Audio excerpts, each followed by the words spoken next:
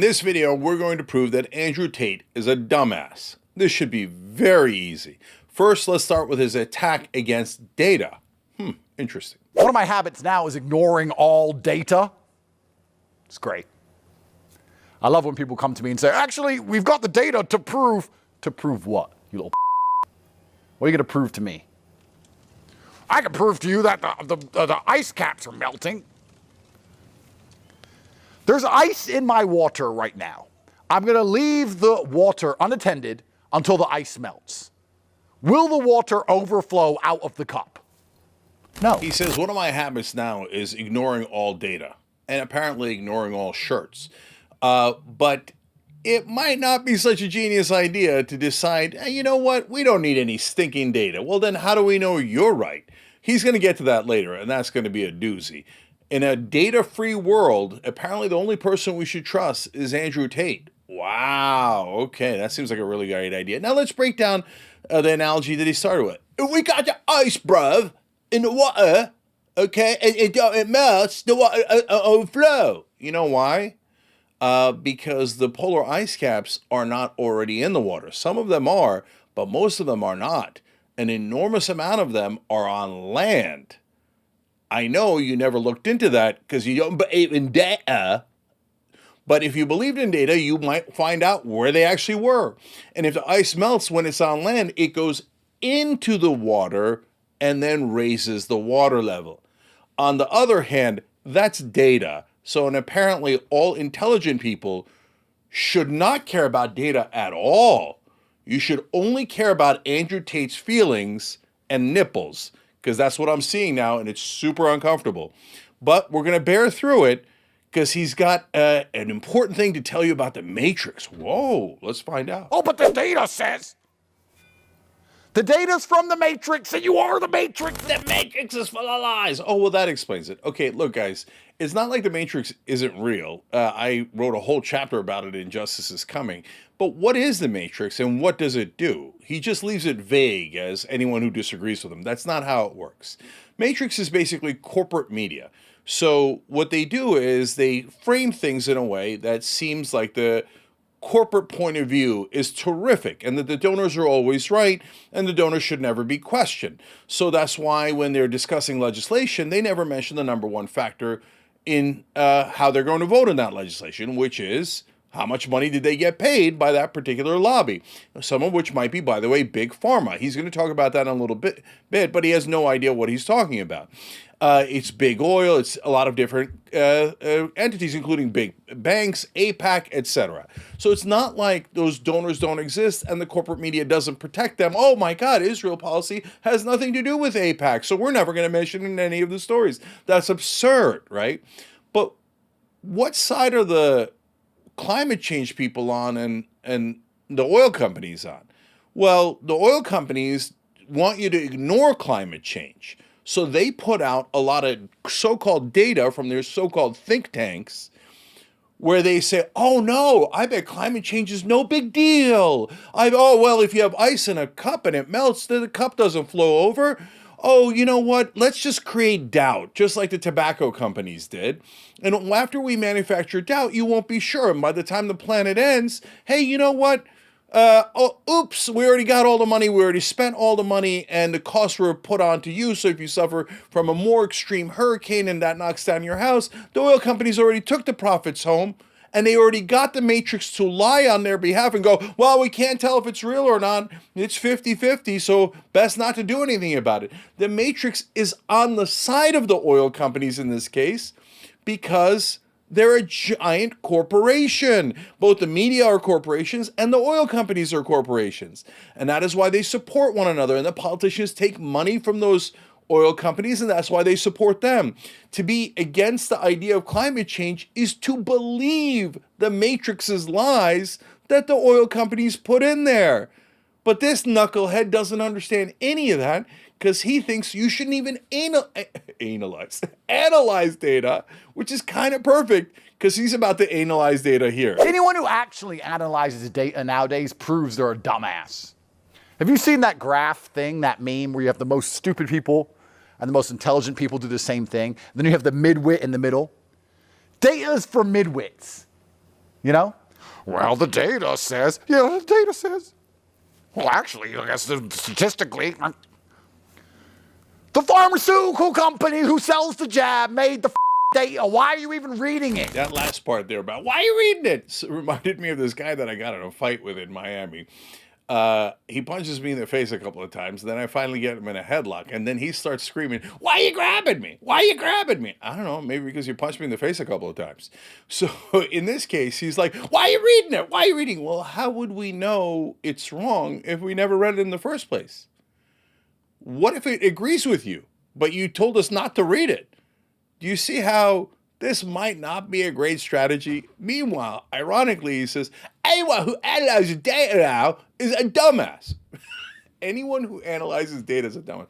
Well, how do we know if the data is correct or incorrect if you haven't analyzed it? Oops. Okay. No, don't worry. He's going to tell you later. Well, it turns out it's street smarts. Well, I mean, speaking of hilarious, he says that he's among the really intelligent people, that the really stupid and the really intelligent know that you shouldn't look at data at all. You should just make blind guesses. Really? I think one of those might be correct, but the other one not so much. But if all of you guys who try to figure out what data is correct and incorrect, bunch of midwits. Who would do that? Instead, why don't you just pick it out of your ass and go, this is my position. I didn't even look at it. I didn't look at the data. I didn't look at any shirts. I didn't look at any clothes. I'm good. Okay, Jesus Christ, how dumb are you? And he says, well, you know, if you just don't read the data, then you'll know that got the correct position. But how? Okay. He's going to tell you in 1 second. But what I want you guys to understand is this guy is saying that we should have a war on data, a war on facts. Do you know who doesn't want you to learn the facts? Someone who's about to lie to you. But all of this is going to be negated, apparently, by his street smarts. Let's find out. If you even look at data nowadays, you're a dumbass. You should just know. Street smart people don't need data. We've just been around. You know? I've just been around. I just know things because I've just been around on the street. Come on, guys. How do you believe this? How can anybody believe this? Well, I've been around on the streets. Well, that is compelling. But that sounds curiously like it might be data. I mean, you just stated two facts there. You have been around, and it has been on the streets. Am I supposed to ignore that data? Would I be a midwit if I paid attention to that data? Or if you're saying that's no data at all, but you should believe me anyway, based on the fact that I have been on a street. Andrew, I don't know if you know this, but we've all been on a street. That doesn't really prove anything. Who can possibly believe this? I've been around on the streets. Look, there's some guys who have common sense. That's totally fine. Nothing wrong with that. And a lot of those guys, nobody believed in. They actually could have gone to a great school. It could be some of the top minds that we have in the country, but underestimated, etc. You want to talk about that? That makes sense. If you want to say, no, ignore all facts because I've been on a street, that does not make sense. Okay, but he's going to give us a hilarious example that's going to prove his case. Is it? Let's watch. When you're street smart like me, you're on the corner. You, your boys, some bitches. Guy comes up to you, goes, "You want a hamburger?" Not really. Hamburgers are good for you. If you don't eat, you'll die. Yeah. You should really have this hamburger. I don't want it. If you don't have this hamburger, you're going to lose your job, and we're going to lock you in your house. I don't trust him or his hamburger. Why were you people like, well, do you have a study about this hamburger? Do you have some data on the hamburger? Oh, it says that protein's good for you. Give it to me. Dumbass. The guy who got the hamburger is trying to force it down your neck, pulled a study out of his. Wow, I didn't know your example was going to be that compelling. So a guy comes up to you in the street and offers you a hamburger for no apparent reason, and you're so smart, you say no? Well, a bunch of midwits would never figure that out. They'd be like, oh, great, I'd love to have that half-eaten burger. Let me dive right into it. He's so dumb, he has no idea how dumb he is. He thinks other people would just take the burger and eat it, apparently. No, you dumbass. None of us would take the burger. So now, if you say, okay, Cenk, it's an analogy. First of all, it's an awful analogy. Okay? It's like, if you want to prove how smart you are, and your one example is that you won't eat a burger on a street corner given to you by a random hobo, wow, not the best example in the world to get everyone to trust you instead of all of the data in the world. Okay, but let's break it down as if it was an analogy. So the idea here is, well, now the pharmaceutical companies are giving you a lot of data. That's presumably the burger, and they're telling you to eat it. Yeah, okay, so when that happens, you should be skeptical. So then instead of saying, hey, you know what? I hate facts. I don't even want to read them. What you would do if you were a halfway intelligent person or a fully intelligent person, what you would do is you would look at it and go, hey, what's the source? Is it one of these so-called think tanks that are bought off by the corporations? Is it sponsored by that particular company? Well, then I'm going to heavily, heavily discount it. Or is it from outside sources that are not connected to the company? Is it a study? Is it a meta study?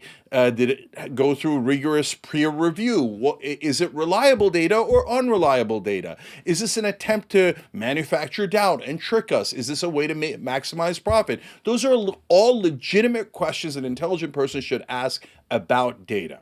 That's what an intelligent person would do. They wouldn't just go, oh, it's data, so it must be true. And they certainly wouldn't say, oh, it's data, so I'm not going to read it, so I'll never have any idea if it's true or not. No, you would actually analyze it.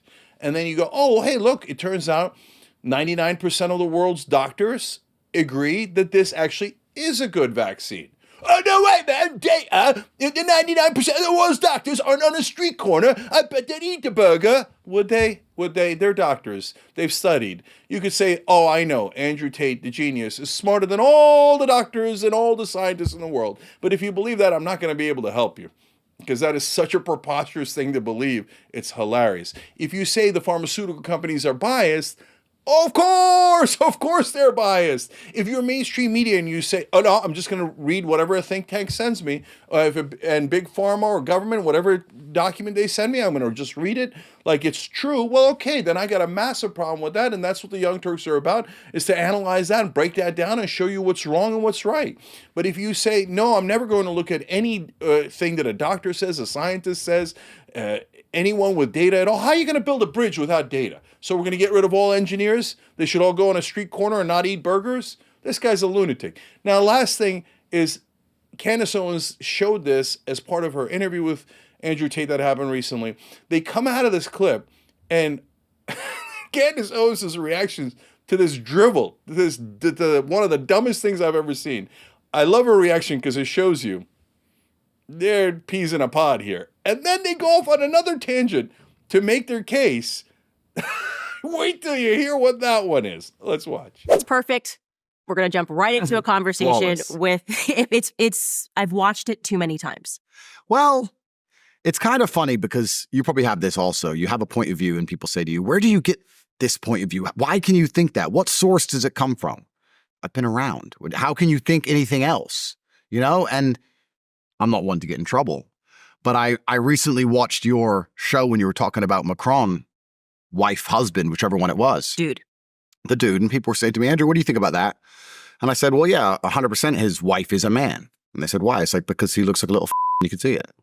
So what more do you want to see? You can see on his face. You can see on Macron's face that he's exactly the kind of person who would be groomed by a man. Mm-hmm. So it's obvious. Perfect. Candace Owens watched that clip a number of times and thought it was perfect. Oof, you're telling on yourself, sister. Okay. Man, if you can't pick out the flaw in logic in that little clip, oh, that's so sad. That's devastatingly sad. But don't worry. They went on to the second brilliant example. You know, they say, how I know that his wife's a man? And she's apparently 100% man. Or he's 100% sure that she's a man. Of course, again, you don't need the facts. The fact that she's a woman is irrelevant. Why? He's got some secret amazing fact that he's going to prove his case with, right? He says, oh, you could just tell. Look at him. Look at him. That's your evidence. He looks like the kind of guy who would be groomed by a man. Now, look, if you say that's funny, and I like watching Andrew Tate and Candace Owens because it's like Beavis and Butthead, and it's hilarious how stupid they are, and I'm deeply entertained by it. I get it, brother. I pardon you. Okay? But if you take that seriously, come on. Again, if you take that seriously, I can't help you. If you go, well, obviously, look at him.